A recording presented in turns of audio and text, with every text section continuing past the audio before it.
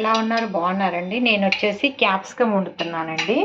Capsicum టమాటా. ఇవి oil వేసానండి, ఆవాలు వేసాను, జీలకర్ర వేసాను,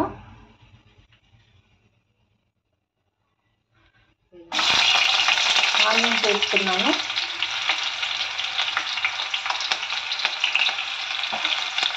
అది కొంచెం దూరగా వేగాక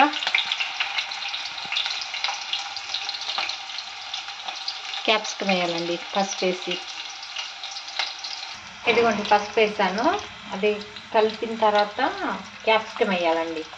ఇదిగోండి క్యాప్సికమ్ వేసాను, కలబెట్టాను. ఇప్పుడు క్యాప్ వేసేస్తున్నానండి దీనిపైన. ఇది కొంచెం మగ్గాక ఒక 10-15 మినిట్స్ అయితే దగ్గరకు వచ్చేస్తుంది. అప్పుడు టమాటా వేసుకోవాలి, తర్వాత అల్లం వెల్లిపాయ, తర్వాత కారం, కొత్తిమీర వేసి దించేయడమేనండి. స్టెప్ బై స్టెప్ చెప్తారు చూడండి. ఇదిగోండి మగ్గిపోయింది చూడండి, కొంచెం మగ్గింది, ఇంకొంచెం మగ్గాలి.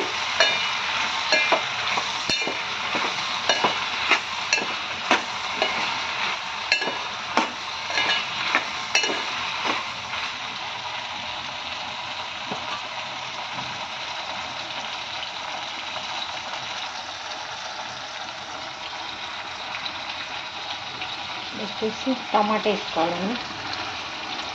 ఒకప్పుడు టమాటా, ఒక 2 టమాటాలు వేసా అంతే, ఎక్కువ ఇలా.